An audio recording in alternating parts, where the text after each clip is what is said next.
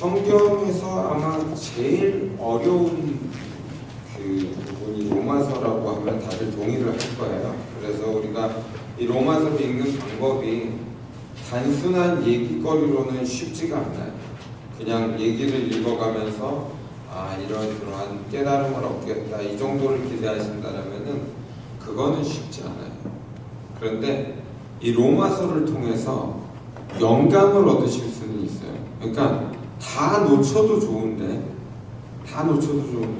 하는 이 포인트.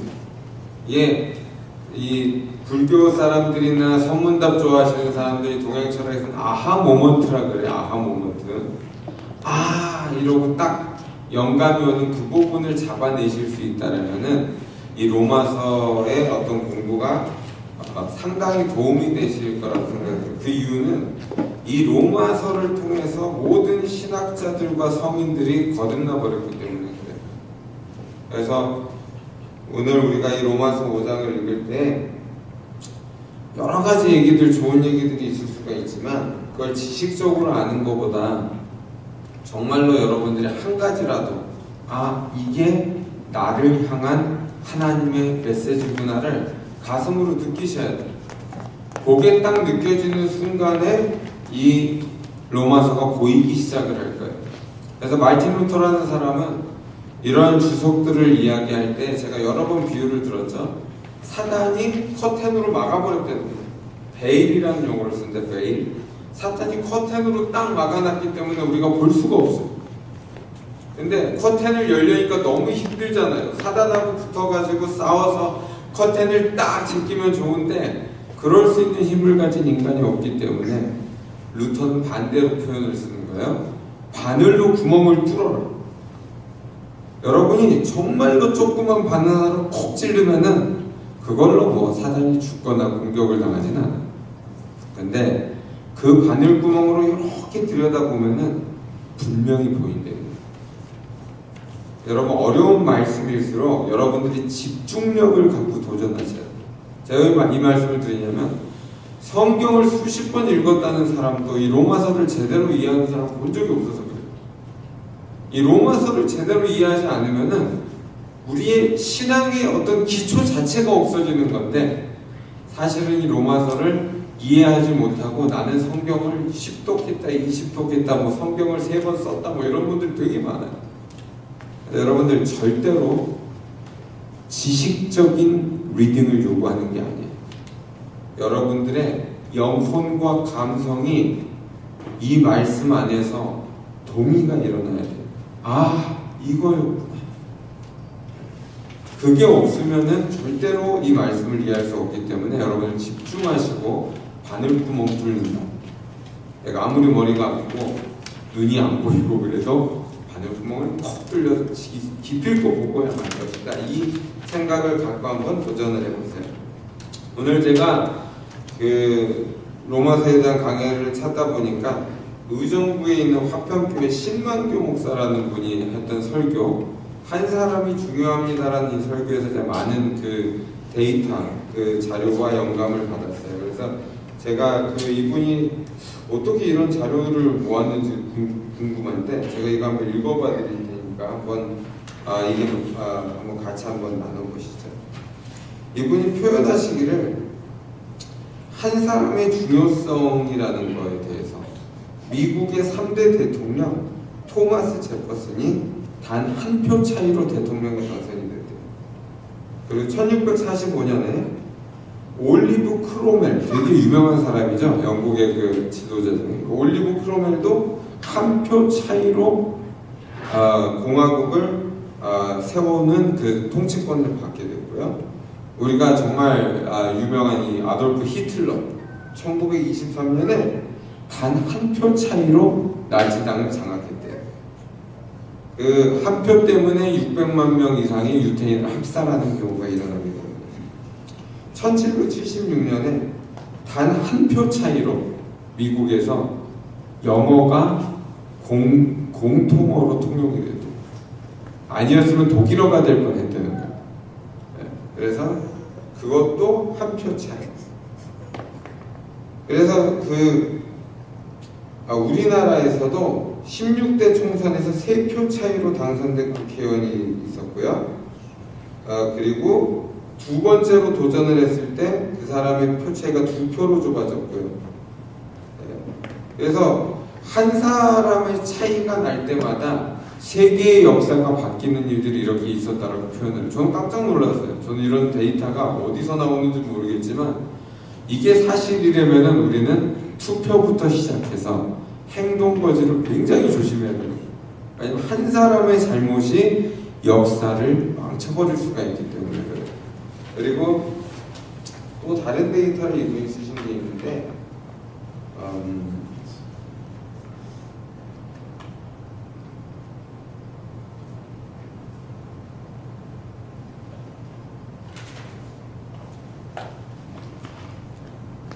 네. 6.25 전쟁 당시에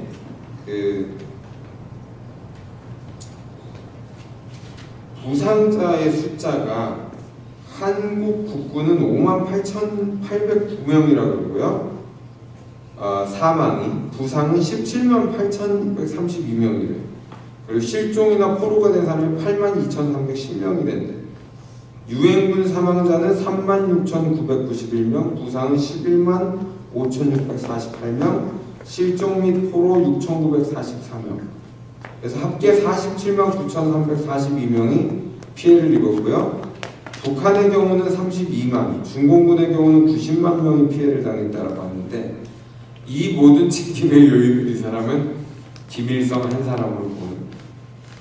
그러니까 역사를 이렇게 바라보기를 시작하니까 한 사람의 잘못이라는 게 무슨 핵폭발 터지듯이 망쳐버리는 경우가 나오더라고요. 그리고 이분이 이제 설교를 이용하면서 뭐라고 얘기를 하냐면 아간이라는 사람의 이야기를 듣는 거예요. 그 창세기에 나온 아간이라는 사람의 이야기는 아주 간단해요. 옛날에는 성전, 홀리워라고 그러죠. 하나님 앞에서 성스러운 전쟁을 할 때는 이 이스라엘이 숫자가 완전히 쪽수로 밀리고 무기도 없는데 신의 권능만 의지해가지고 좀 달려가야 되거든요. 그러다 보니까 원칙을 지켜야 되는 거예요. 뭐냐면 하나님의 성스러운 전쟁에서 절대로 노략물을 취하지 않는다는 거예요. 왜? 그 노략물, 전쟁의 모든 것은 하나님께 돌려드려야 될 것이기 때문에 거기서 몰래 자기 것을 탐하는 것을 금했어요. 하나님의 허락하에 제사장이나 왕이 그걸 나눠주기 전까지는 절대로 노략물을 탈취하는 것을 금해버린 거예요. 근데 아간이라는 사람이 슬쩍 물건을 숨겼어요. 그것도 뭐 대단한 큰 물건도 아니었어요. 근데 그것 때문에 이스라엘이 계속 전쟁에서 지는 거예요. 그러니까 하도 기가 막혀가지고 이러고 하다 보니까 이제 하나님께서 아간이라는 사람의 죄를 드러내시면서 죽이라는 명령을 주시는 거예요. 아간을 죽이기 전까지는 절대로 전쟁에서 이길 수 없다라는 조건이 나오기 시작합니다. 우리가 신앙생활을 어떻게 규정을 하느냐에 따라서 이렇게 바뀌어버린다는 거예요. 신앙생활은 영적인 전쟁이란 말이에요. 전쟁터에 나가는데 게임기 들고 나갈 수 있어요, 없어요? 없어요. 그건 미친 짓이에요. 전쟁터에 나갔는데 소파에서 누워 잘 수 있어요, 없어요? 없는 거예요. 이거 어린아이들도 아는 거예요. 전쟁이 시작돼서 엄마 아빠가 딱 이렇게 갑옷을 입고 칼을 들고 막 돌격앞을 하고 있는데 갑자기 자버려.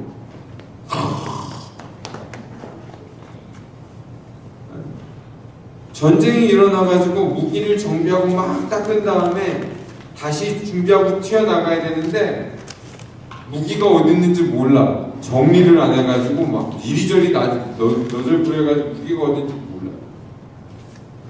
이러기를 시작하면은 싸움에서 이길 수가 없단 말이에요. 근데 전쟁을 해가지고 먹어요. 여러분 그 아프리카의 피그미족 제가 얘기 그때 했었잖아요.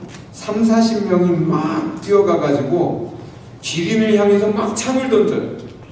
그러니까 기린이 희한하게 얘네들을 발로 밟아도 되는데 도망가. 그러면 막 같이 쫓아가요. After 4 to 6 months, 6개월 정도 지나가면은 기린이 이렇게 길에서 죽어 있어요. 그걸 갖다 먹어야 돼.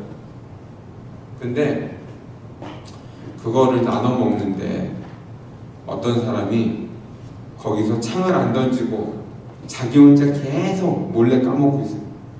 자기만 음식을 딱 싸가지고 까먹고 있어요. 아니면 자기 혼자 몰래 사냥해가지고 원숭이를 잡아먹고 있어요. 그러면은 이 사람들이 기린을 먹을 수가 없는 원칙처럼 우리가 영적인 전쟁을 할 때에도 하나님의 일이라고 생각하고 누가 열심히 뛰어가고 있는데 어떤 사람이 나잡아 떨어져 있어요. 어떤 사람은 열심히 막 일을 하고 돈을 벌고 난리를 치고 있는데 나는 그러기 싫어요. 그러면 그런 것들을 통해서 분명히 뭔가 되지 않는 일들이 일어난다는 거예요. 신앙생활에서 여러분들이 한 가지를 깨달아야 될 게 나 혼자만의 일이 아닐 때가 있어요. 나 혼자만의 일이. 내가 이러고 살면 그만이지 내 멋대로 살면 되지 이게 아니라 나 한 사람 때문에 뭔가가 되지 않는 일이 일어날 때가 있어요. 여러분 이거 경험하실 거예요. 여러분 가족들 중에서도요. 아무리 이렇게 열심히 살아도 안 될 때가 있어요. 저희 부모님만 해도 저 때문에 여기까지 오와 계시잖아 지금. 다 망하고 죽어가는 자식 한번 살려보겠다고 같이 붙어보는 거예요. 무슨 말이냐면 누구 한 사람이 무너지기 시작을 하면은 종잡을 수 없단 말이에요. 근데 여러분 아무리 기도하고 열심히 살아도 뭔가가 되지 않을 때가 있을 거예요. 그거를 오늘 사도 바울은 한 사람이라는 표현을 통해서 설명하고 있다는 거예요. 저는 이 목사님이 참 지혜로운 사람 같아요. 왜냐하면 이런 이야기를 성도들한테 하는 게 쉽지가 않은데 그래도 성경 말씀 가운데서 이걸 얘기를 전하고 있길래 그것도 의정부 한 구석에서 그래서 그 교회를 딱 가서 봤더니 진짜 오래된 건물에 성도들 사진을 딱 찍어놨는데 알겠더라고요. 성도들의 얼굴이 성령이 충만해요. 여러분 연출한다고 나오는 사진들이 아니에요. 깔깔거리고 춤추고 율동한다고 나오는 표정들이 아니에요. 성령이 충만한 사람은 그 얼굴에서 광채가 나는 거예요. 몸이 아파도 좋고 가난해도 좋고 찌들어도 좋아요. 아무리 얼굴이 찌푸러졌어도 성령이 충만한 사람은 그 안에서 광채가 나요. 제가 그 교회를 보면서 너무나 감동했어요. 그 별거 아닌 구석에 그 교회를 세워놓고 정말 막 선지자의 말을 따라서 정말 믿지 않는 사람들을 변화시키고 의정부를 변화시키겠다고 덤비는 표를 딱 써놨는데 야 감동적이더라고요. 그렇지 목회라는 것은 저래야 목회고 교회지. 여러분 누구 한 사람 두 사람 앞장서고 달려간다고 될 일도 아니고요. 그 다음에 실적 묻어간다고 될 일도 아니에요. 내가 선한 싸움을 싸울 때에는 적어도 하나님 앞에서 부끄럽지 않은 사람이 돼야 돼요. 왜 그러냐면 나 한 사람 때문에 잘못될 수가 있어서 그래요. 요나가 그 다시스로 도망가다가 물고기한테 잡혔을 때 사람들이 그러잖아요. 도대체 누가 이 배 안에 있길래 이런 일이 벌어지냐 이거예요. 우리 한국말 버전으로는 왜 용왕님이 노하셨냐 이거예요. 심청이를 던지자 이거 인당수에다가.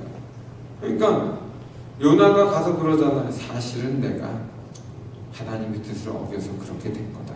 그냥 나를 잡아서 던져라.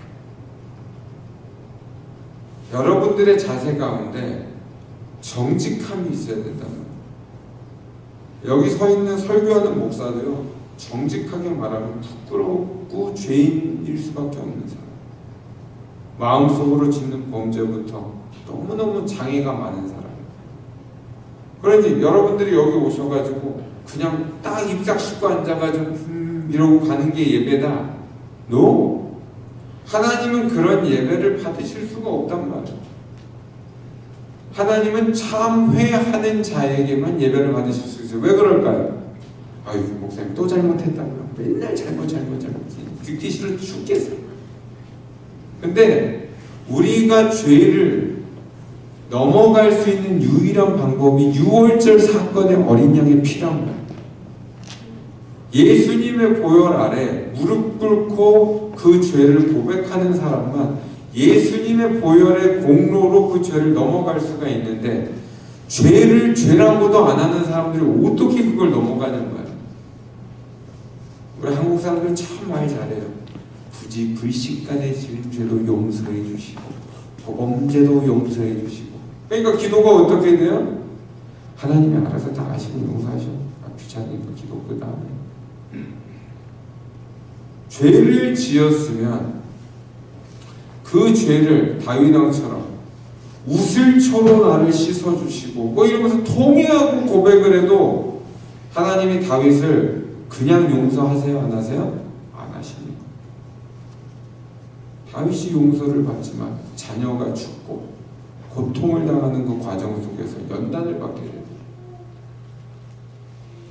오늘 로마서에서 사도 바울이 그 표현을 쓰는 거예요. 너희가 환난 중에서도 기뻐하자는 거예요. 왜? 환난은 인내를, 인내는 연단을, 연단은 소망을 이루는 줄 알기 때문에. 여러분 이거 외우셔야 돼요. 환난은 인내를, 인내는 연단은 소망을 이루는 줄 알기 때문에. 그리고 우리가 소망 안에서만 기뻐하자. 이 소망이 나오기까지 뭐가 있어요? 환난과 연단이. 내가 정금같이 돼서 나오는 그 과정 가운데 불을 통과해야지만 된단 말이에요. 왜? 불순물이 없어져야 되니까. 여러분들이 이거를 통과하지 않으려고 발버둥을 치는 한 소망이 없는 삶을 사는 거예요. 그러니 재벌집 아들이라고 껄껄거리고 돌아다니고 졸부집 아들이라고 뭐 외제차를 몬다 그래가지고 소망이 있어요? 없어요. 아유 목사님 부자들도 고난이 있고 고통이 있죠. 제가 봐도 있어요. 근데 성경은 장담하는 거예요. 뭐라고? 단언해버려요.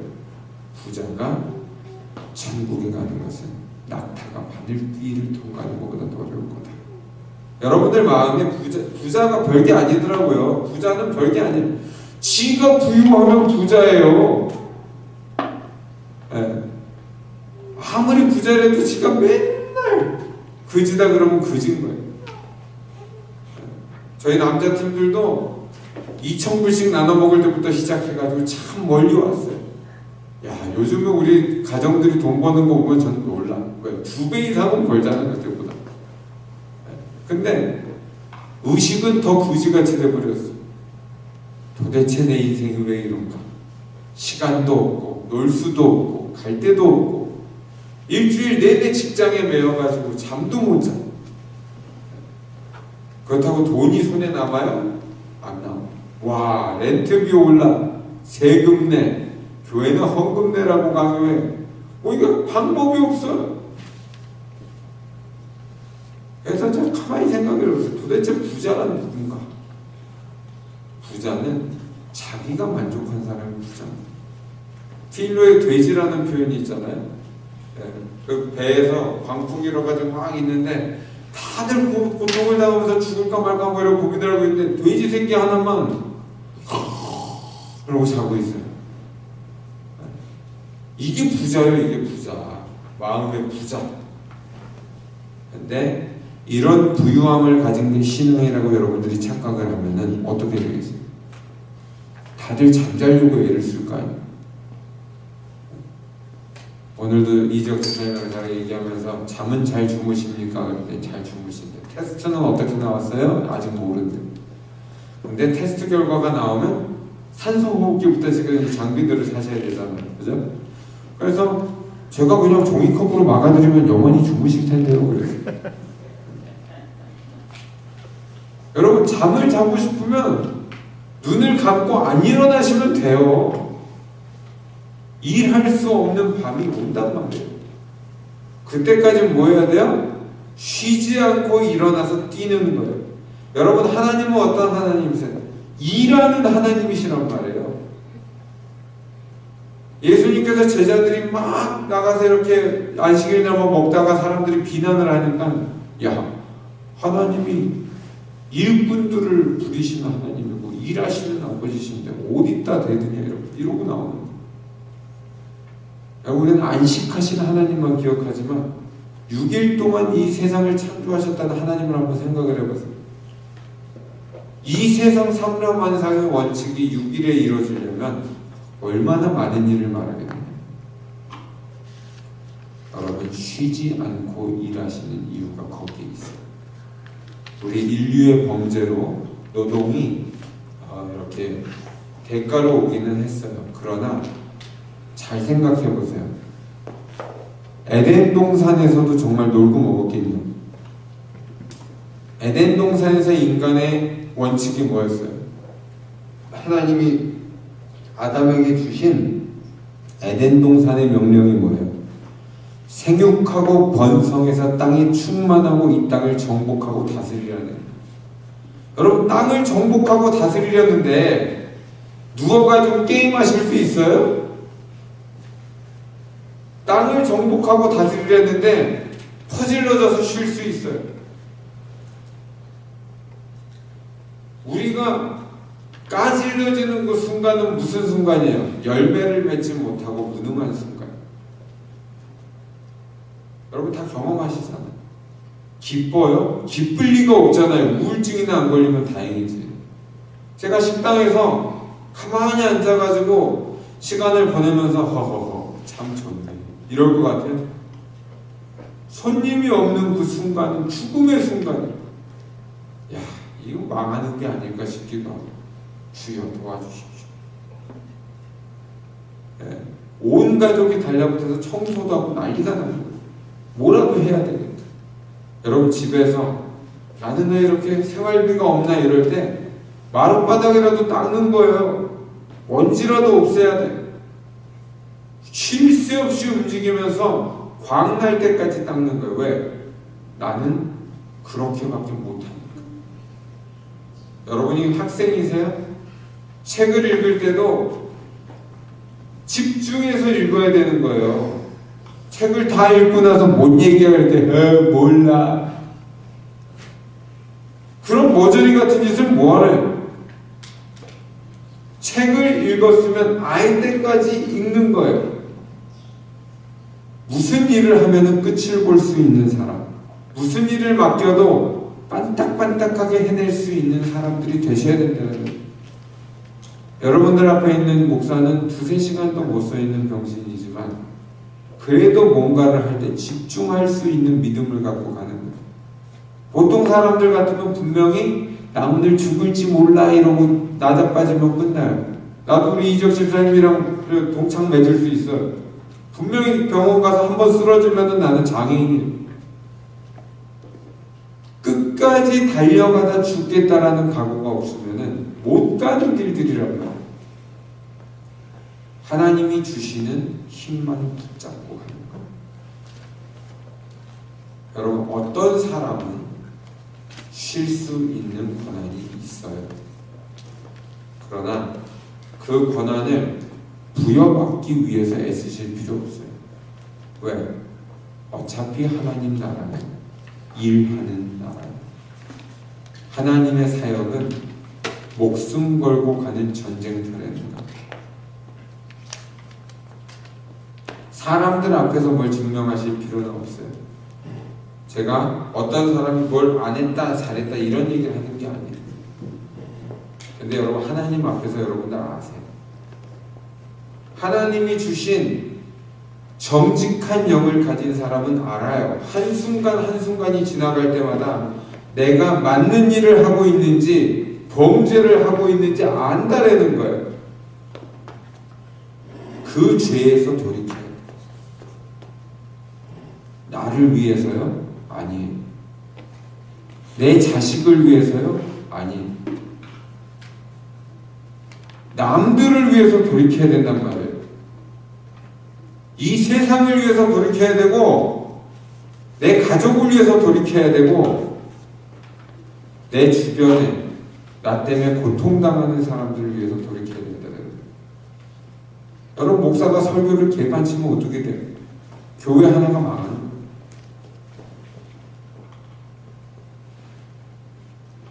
우리 주방장 송팀 집사님이 요리에다가 막 고춧가루를 뿌리기 시작해요. 어떻게 돼요? 식당이 망하는 거예요.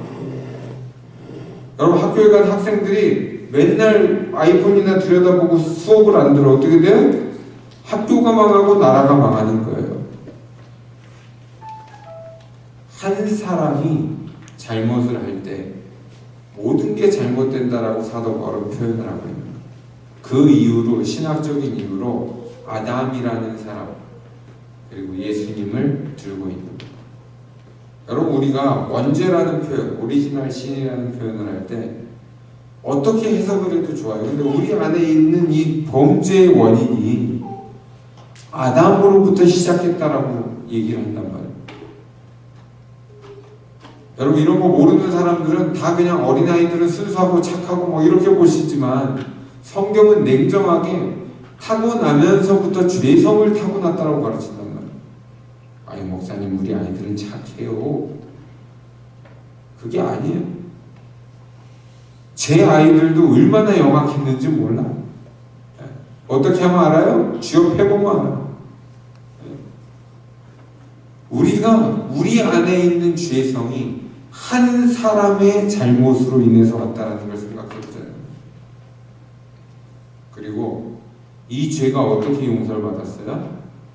예수 그리스도 한 사람의 완벽한 행동으로 인해서 우리는 용서를 받은 거예요. 여러분, 완벽한 행동을 해가 뭐 율법적인 행동 생각하지 마시고요. 완벽한 행동은 뭐예요? 죄가 없으셨음에도 불구하고 다른 사람을 위해서 자신의 모든 목숨을 걸고 고통을 당하고 갈기갈기 찢기셔서 십자가에 달려 돌아가신 그 희생의 사랑을 이야기합니다. 한 사람이란 말이에요.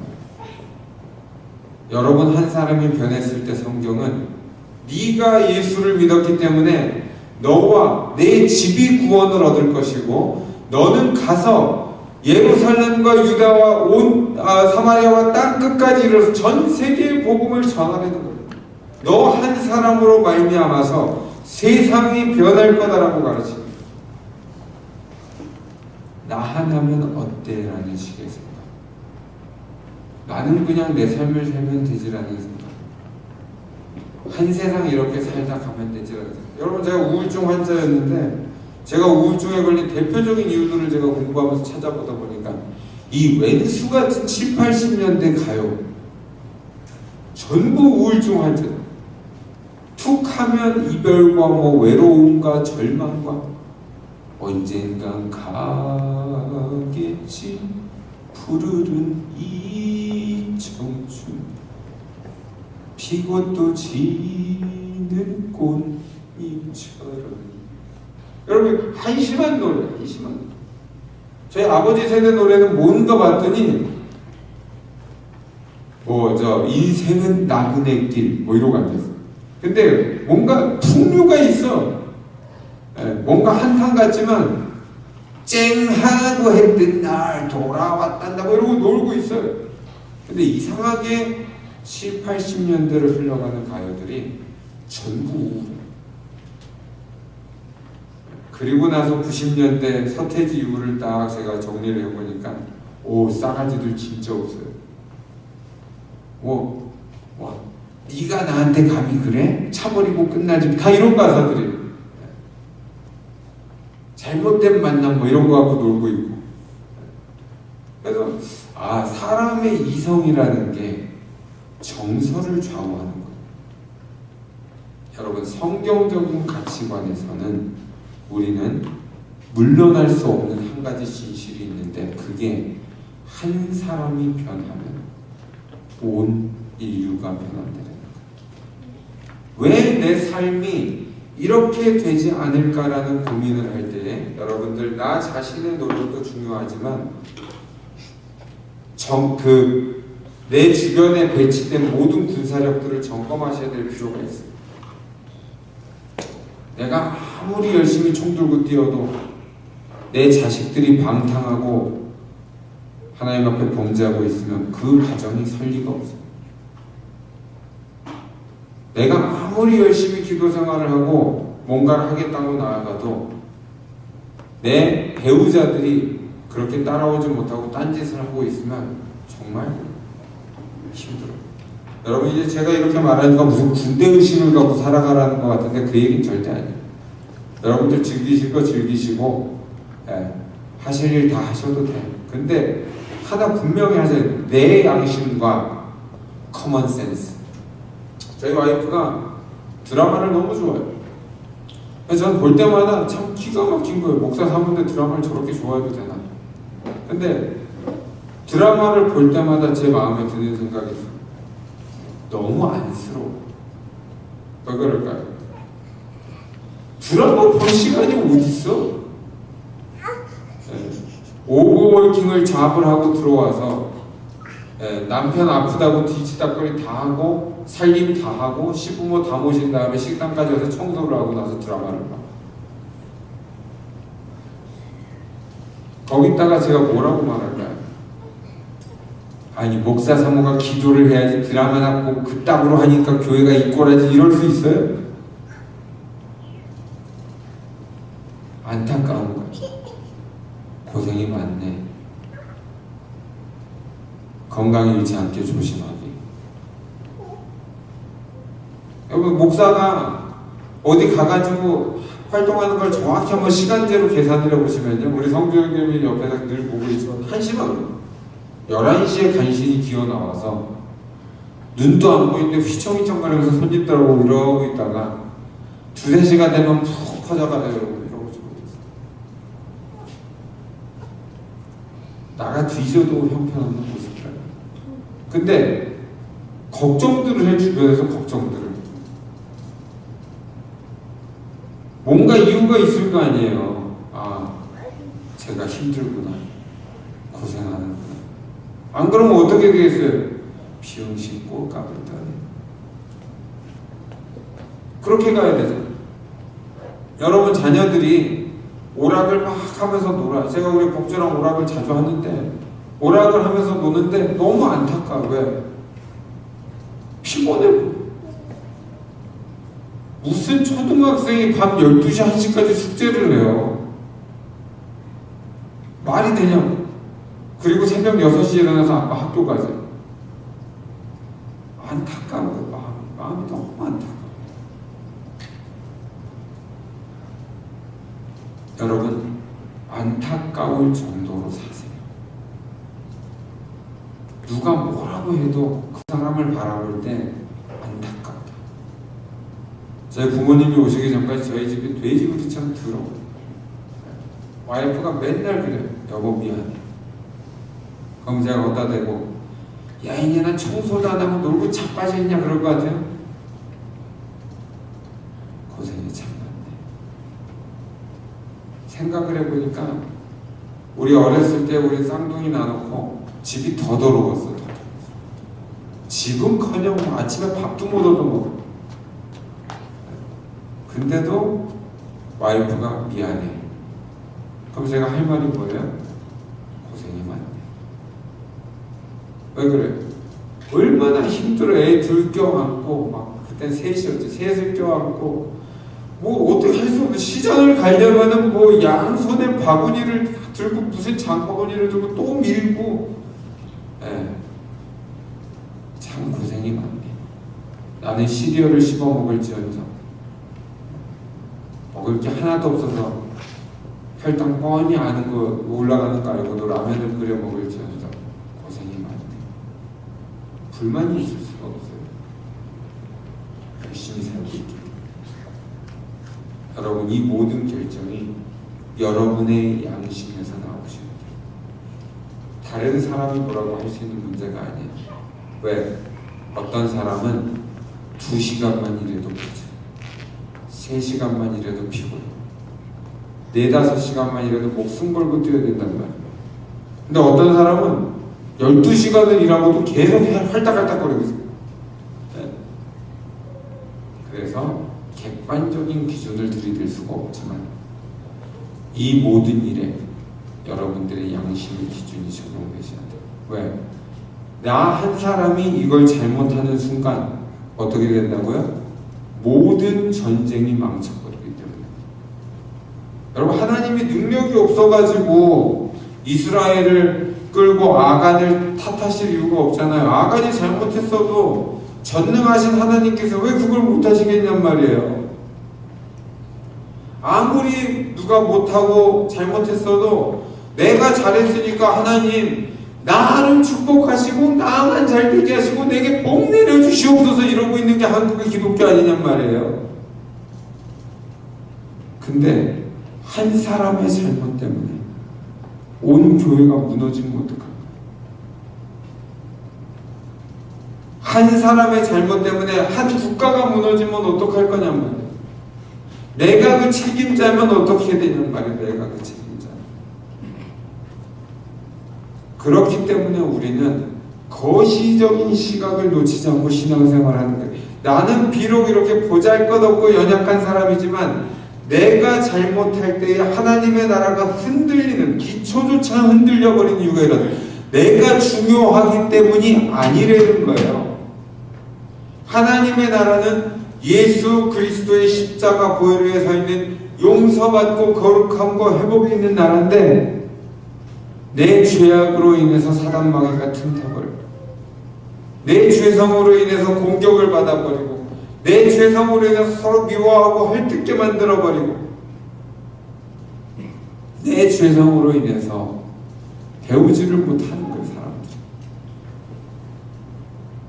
땅을 치고 울어도 될까 말까 한 일이란 말이에요. 역사관을 바꾸셔야 돼요.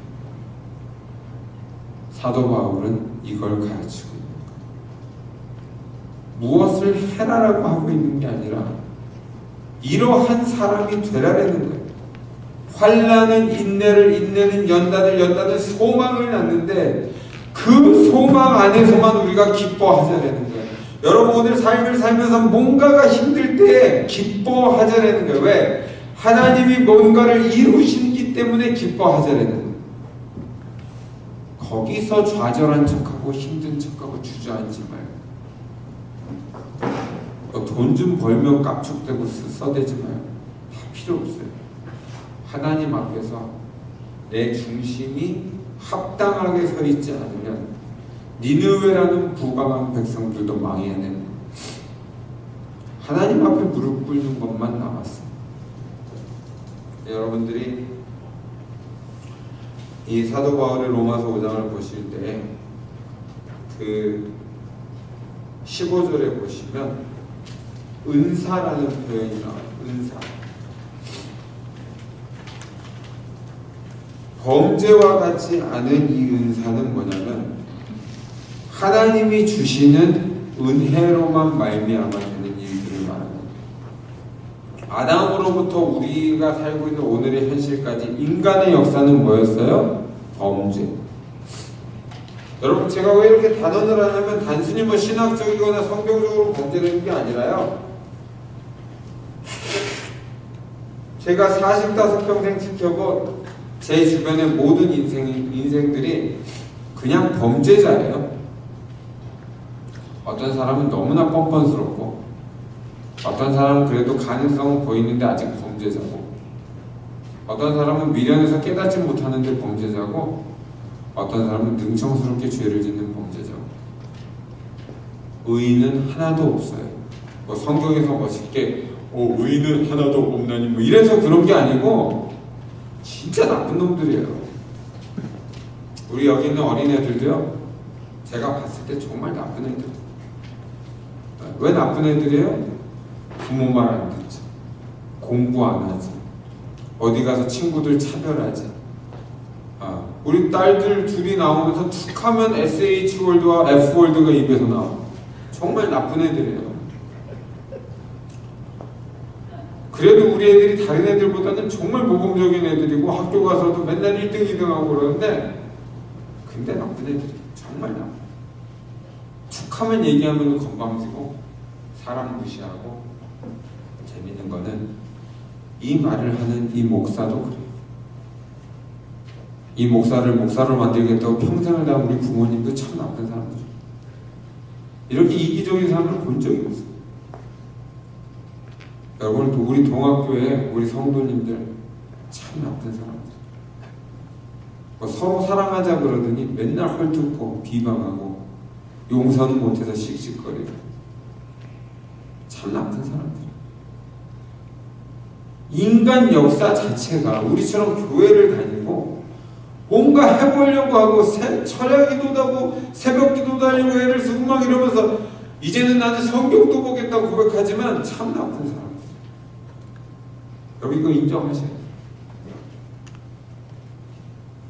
그럼에도 불구하고 하나님의 은혜가 나타나기 시작하잖아요.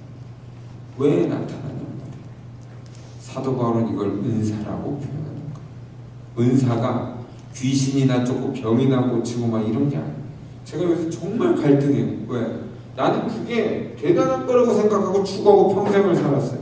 하나님의 기적이 나타나는 교회가 될 것이고 하나님의 은사가 나타나는 사람들이 나를 높여줄 것이고 그 정도는 돼야 또 목사로서 쌀랄랄라 하면서 뭐 병도 고치고 뻥뻥 떨어뜨리고 뭐.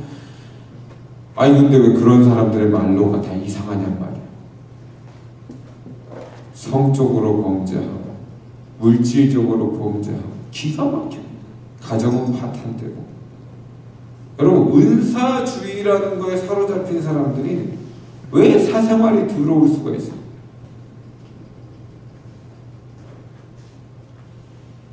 저도 제 자신을 돌아보면서 말씀으로 정결하게 되는 게 정말 중요하구나. 어디서 어줍잖게 뭐 노래나 부르고 영성에 심취하고 기도 좀 방언으로 한다고 이래가지고 될 일이 아니고 병 좀 고쳤다 그래서 될 일이 아니고 하나님의 말씀 안에 내 모든 이성과 감성과 영성을 무릎 꿇고 내려놓지 않으면 지켜낼 수 없는 성들이 있어요. 그러니까 목사도 불륜을 일으키는 거예요. 그러니까 세습을 하고 자빠져 있는 거예요. 그러니까 월급이나 탓하고 앉아있는 거예요. 이 모든 탐욕의 근거가 내려놓지 못한 나 자신의 욕심이다.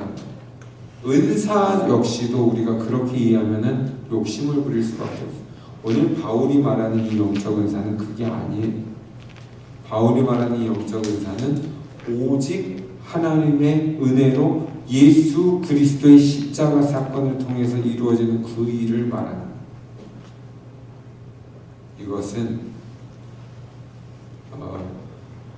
그 범죄와 같지 않아서 우리 많은 사람에게 넘치게 할 은사라고 가르치는 거예요. 그러면 은사를 나의 기술적인 뭐 지식이나 뭐 대단한 거 하다못해 갖다 붙일 거 없으면 전사의 은사가 있어요. 예배 참석하는 은사가 있어요. 돈으로 헌금하는 은사가 있어요. 웃기지들 마세요. 하나님께서 주시는 모든 은혜와 은사의 중심에는 예수 그리스도께서 나를 향해서 하신 일이 있어야 된다는 거예요. 그로 말미암아 시작되는 사건. 우리가 찬양했던 것처럼 시각이 바뀌어버리게 되는 거예요. 내가 그동안 안 했던 일들을 하게 될 거예요. 저는 사람들 칭찬을 잘 안 했어요. 왜? 마음에 안 드니까. 근데 나이가 들면서 보니까 칭찬이 나와요.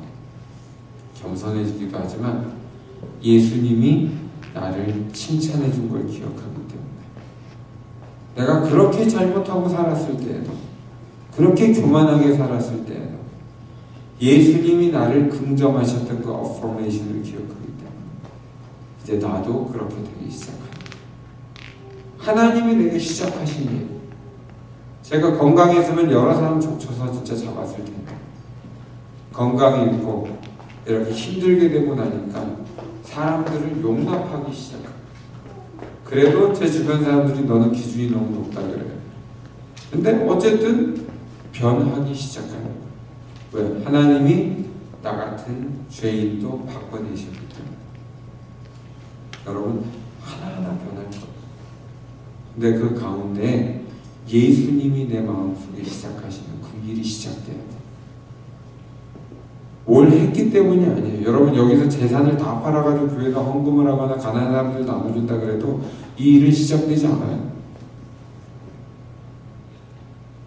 이 일은 오직 하나님의 은사로만 시작되는 거예요. 나는 우리 어머님이 저한테 가르쳐주는 모든 교훈 가운데 잊혀지지 않는 게 나이가 예수를 만나고 귀신도 쫓고 병도 고치고 전도도 되고 뭐 이런 건 저는 관심이 없어요. 왜 저도 그거 해봤거든. 별로 인생 도움 안 돼. 제가 해보니까 하나님 나라에 뭐 도움 될지 모르겠네. 남들은 이롭게 되지만 교회도 하나 보태면 안 돼. 근데 제 안에 생활에서 딱 적용되는 게 하나 있었어요. 야, 설거지 하는데 찬송이 나오더라. 제가 우리 어머니를 어렸을 때 기억하거든요. 우울증 환자였기 때문에 맨날 자식 셋을 놓고 한숨이나 푹푹 쉬면서 저는 요령도 피해갔지만 얻어맞기도 뒤지게 얻어맞았어요. 근데 예수를 만나고 나니까 설거지하고 빨래하는데 찬송이 나오고 집에서 뭘 닦고 있는데 힘이 들지 않더라는 거예요. 물론 힘이 왜 안 들겠어요. 다 하고 뻗고 뭐 쓰러지고 힘들면 똑같지. 근데 그 하는 그 순간에 하나님이 주시는 능력을 경험하기를 시작을 해요. 여러분 뭔가를 해야 되는데 그걸 해야 돼서 해야 된다라고 생각하면 이게 얼마나 핍박이에요. 그잖아. 근데 기뻐서 한다고 생각해요. 그럼 다른 거죠. 저는 집에다가 기타를 7대를 갖다 놨어요. 저희 누님이 또 보내서 8대. 이제는 열어볼 시간도 없어요. 근데 저는 기타를 한번 딱 잡으면 8시간, 10시간을 칠 수가 있어요.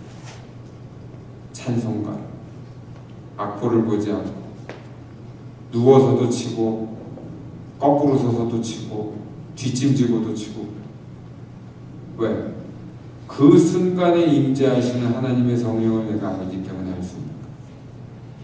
누가 들어줄 사람이 없잖아요. 바보 병신도 아니고 뭐하러 기타를 치면서 허송세월을 보내. 그 시간에 나가서 돈을 벌면 얼마인데.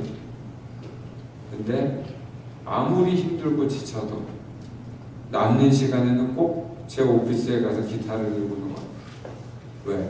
하나님을 찬양할 수 있는 시간이 그 시간밖에 없어요. 여러분들이 뭘 하시더라도 하나님의 은사와 은혜가 임하시는 그 순간에 된단 말이에요. 여러분 기도도 해보시면 알잖아요. 여기 나와서 제가 써놓은 문장이나 읽는 게 기도는 아니잖아요. 그런 거는 그냥 예배의 형식으로 저희가 올려드리는 마음의 자세인 거고, 여러분 기도하라 그러면 5분 10분 하면 할 말 없는 분들 대단히 많으시잖아요. 근데 1시간, 2시간, 3시간, 4시간 기도하게 하신다는 거예요. 이게 저절로 안 돼요. 뭐 리포트 쓰듯이 기도문을 만들어서 4시간을 해요. 그럼 하루 종일 기도만 하다 죽게. 근데 여러분 가면서 방언이 터지고 차에서 기도가 나오고 일하는 순간에 기도가 나오고 범사에 쉬지 않고 기도하는 연습들이 되시잖아요. 이게 안 되는 사람은 시작돼야 되는 거예요. 여러분 뭔가를 결정하실 때 너무 힘드시죠? 돈은 안 맞고 아무리 머리를 써도 안 될 것 같아. 그러니까 맨날 안 되는 거예요. 모태 신앙 되는 거 못해. 맨날 못해. 다 못해. 근데 결정을 그렇게 안 하면 어떡할 거냐? 제가 몸이 약해지면서 계속적으로 배우고 있는 거예요. 그냥 결정하면 어떨까? 너무 힘드니까. 너무 힘드니까. 뭘 생각하는데 힘들어요. 하나님, 이대로 가보겠습니다. 괜찮겠습니까? 하나님, 이 길로 가라고 하시는 겁니까? 그냥 가면 됩니까? 물론 제가 말은 이렇게 하지만 그러고 나서도 맨날 기도해요. 힘들어서. 왜? 생각이 안 맞아서. 근데 무모한 짓이에요. 하나님은 하나님의 일을 이루실 것이고 우리는 믿음으로 그 길을 순종할 뿐이기 때문에 어쩌면 철없는 어린애들이 그래요 그럼 가지요 뭐 이렇게 하는 게 열매를 더 빨리 맺을 수도 있는 거예요. 우리는 쓸데없는 습관들에 사로잡혀 있어요. 이래야 된다라는 습관, 이러저런 것을 거치는 게 맞다라는 그 잘못된 습관 때문에 시간을 낭비하는 경우도 많다라는 거예요. 여러분, 믿으면 그냥 믿는 거지 뭐 논리가 뭐가 필요해. 그리고 한번 걸어가 볼 수 있는 용기. 그래서 여러분들이 이러한 자세들을 여러분들 자녀한테 가르치실 수 있겠냔 말이에요. 너희들 하나님 앞에 무릎 꿇고 모든 것을 하나님 앞에 의탁하고 나아가야 된다. 기도하고 응답받은 대로 가야 된다. 이거 가르치실 수 있겠냔 말이에요. 아니면은 모여라 꿈동산 놀이 하면서 내가 만든 그 가정에서 즐겁지 기쁘지 너는 공주야 왕자야 이러고 앉아있다 끝날 거냐. 거짓된 왕국을 갖다가 아이들한테 만들어주지 말고 하나님 나라를 심어주시는 거예요. 그 하나님 나라 앞에서는 모든 아이들도 겸손히 무릎 꿇어야 되는 거예요. 내가 하고 싶은 일을 하는 게 아니에요. 하나님이 내게 주시는 비전을 따라서 가는 거예요. 이 비전이 없는 백성은 망하는 것이기 때문에 여러분들이 이 모든 변화가 어디서 시작된다고요? 나 자신의 변화에서. 한 사람이 거듭나는 순간 너와 내 집이 구원을 얻는다 그랬어요. 여러분, 돌을 맞고 죽은 사람들이 우리의 선조들이고 십자가에 못 박혀 죽은 사람들, 처형당한 사람들, 순교한 사람들이 다 신앙의 기초를 이룬 우리 선조들이에요. 성경 어디에도 희희낙낙 처먹고 살다가 오라는 말이 없단 말이에요. 성경 어디에도 내가 잘 되기를 바란다는 거지 잘 먹고 잘 사는 것이 하나님의 뜻이다라는 말이 없어요. 우리는 날마다 나를 부인하고 자기 십자가를 지고 예수님을 쫓는 삶을 살아야 된다는 거예요. 여기서 나 한 사람이 대충 하기 시작하면 우리의 모든 공동체의 싸움이 무너지는 수가 생긴다는 거예요. 양심을 바로 하고 하나님 앞에 서서 내가 정말 하나님이 기뻐하시는 삶을 사는지, 내가 정말 다른 사람들에게 아이고 수고가 많으십니다, 잘 버티셔야 됩니다, 이 얘기를 들을 만큼 살고 있는지 본인들이 점검하셔야 된다는 거예요. 한 사람이 잘못되면 배가 물로 빠져요. 한 사람이 잘못되면은 전쟁이 실패로 가요. 한 사람이 잘못하면은 다른 사람이 다치고 죽는단 말이에요. 여러분들이 이 싸움을 성실하게 수행해내지 못한다라면 여기서 내 밥그릇이나 챙기고 이기적으로 내 주머니나 챙기고 몰래 노략질하기 시작하고 열심히 일하지 않고 그러기 시작하면은 여러분 한 사람으로 인해서 내 주변이 다 망해버리는 거예요. 왜 나는 안 될까라는 걸 생각할 때 전쟁의 배열을 한번 다시 생각해 보실 필요가 있어요. 아, 내 주변에 내 사람들이 잘못하는 게 없냔 말이에요. 아무리 아버지가 열심히 일해도 자식이나 부인이 잘못하는 것은 책임을 질 수가 없단 말이에요. 아무리 자식들이 열심히 공부해도 아버지가 범죄해가지고 막히는 것은 뚫고 나갈 방법이 없어요. 여러분, 절대적으로 부끄럽지 않은 사람들이 되셔야 돼요. 뻔뻔한 사람이 될 수는 없단 말이에요. 네가 어디 나한테 감히 뭐 이딴 얘기 하지 마세요. 어떤 사람이 내 삶을 봐도 고생이 많으십니다. 선한 싸움을 싸우시느라 수고가 많으십니다. 이 얘기가 나와야 돼요. 어디 가서 놀고 자빠졌네, 까질러졌네, 이런 소리를 듣는 사람들 한 사람만 있으면 그 집단은 망하는 거예요. 이거를 개인주의로 풀고 나가실 수 있다고 생각하시면 성경을 잘못 보시고 계신다는 거예요. 하나님의 축복은 공동체를 위한 거예요. 거룩한 공동체가 되지 않는데 축복이 임할 이유가 없잖아요. 우리 동학교의 성도들은 모두가 다 잘 되기를 위해서 기도하고 싸우고 있어요. 근데 이게 가머니설로 입술로 속임수로 싸우는 사람이 되어서는 안 된다는 거예요. 내가 밥을 먹을 때 내 이웃도 먹어야 돼. 내가 잠을 잘 때 내 이웃도 잠잘 곳이 있어야 되고, 내 이웃이 울고 있을 때 내가 웃고 있을 수는 없는 거예요. 누군가 열심히 살고 있을 때 나도 열심히 살고 있어야 돼요. 여러분들이 이것을 성실하게 수행하지 않기 때문에 벌어지는 모든 일들 속에서 성경은 범죄에 대한 책망을 주신다라고 하고 있는 거예요. 예수 십자가의 보혈의 공로가 내가 알고도 일부러 저지르는 악행들을 커버할 거다라고 생각하지 마시라는 거예요. 아무리 예수님이 나를 용서하셨어도 내가 일하지 않으면 안 되는 거예요. 내가 공부하지 않으면 안 되는 거예요. 내가 집안일 하지 않으면 안 되는 거예요. 내가 돈 벌지 않으면 안 되는 거예요. 예수님이 공의로 심판하실 그 세상에서 떳떳할 수 있어야 그 합당한 대가를 받는 거예요. 단 예외가 있어요. 아주 연약한 사람들은 하나님이 포용하신다는 거예요. 여러분들이 대단한 이유로 하나님 앞에 특별한 사면을 받지 않는 정상인이라면 이 세상 누구보다도 정말로 열심히 살아서 사람들의 입 안에서 나오는 소리를 들어야 돼. 저 사람은 정말로 고생이 많은 사람이다. 하나님 나라를 위해서 뭔가를 하고 있다. 저 사람이 사는 삶은 분명히 남들과 다르다. 이 일들이 벌어지는 속에서 하나님이 일하시는 거예요. 그래서 우리가 잘못된 기복주의 신앙, 나태한 어떤 우리가 소위 말하는 그 기득권을 가진 사람들의 부유한 생활, 뭐 이런 거 드라마에서 본 그런 쓸데없는 생각들 하지 마시고, 하나님의 아들 예수께서는 하늘 보좌를 버리시고 가장 가난한 목수의 집안에 태어나신 거예요. 그리고 날때조차도 없어서 구유에서 태어나신 분이 아기 예수시랍니다.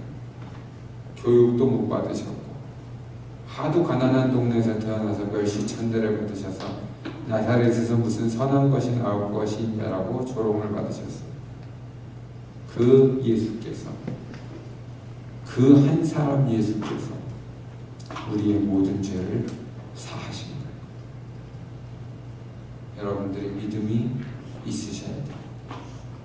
그리고 믿음의 자세를 바로 해야 되는 이유는 나 때문이 아니에요. 여러분, 나 하나 죽으면 그만이에요. 나 하나 그냥 가는 건 상관없잖아요. 그냥 끝나면 그만이에요. 천국만 갈 수 있다면 오늘 죽고 싶은 사람도 많을 거예요. 그것 때문에 우리가 살고 있는 게 아니에요. 하나님이 명령하신 전쟁을 수행하고 그에 합당한 열매를 맺기 위해서 오늘도 죽을 각오를 하고 뛰어가고 있는 사람들이 되셔야 된다. 이 각오가 여러분들한테 회복되실 때 그것이 하나님의 은사이고 그것이 변하지 않는 많은 사람들에게 은혜를 미치게 할 그 근원이 되는 축복이 되는 거예요. 이 한 주를 살아가시면서 나는 정말 하나님 앞에서 믿음의 한 사람으로서 살아가고 있는지를 잘 점검하셔서 여러분들 평생에 사람들에게는 듣지 못한다 할지라도 하나님 나라에 갔을 때 참 고생이 많았다, 참 수고했다, 참 잘했다, 이 말씀을 들을 수 있는 우리 축복받은 동학교의 성도들 되시기를 예수님의 이름으로 축원합니다.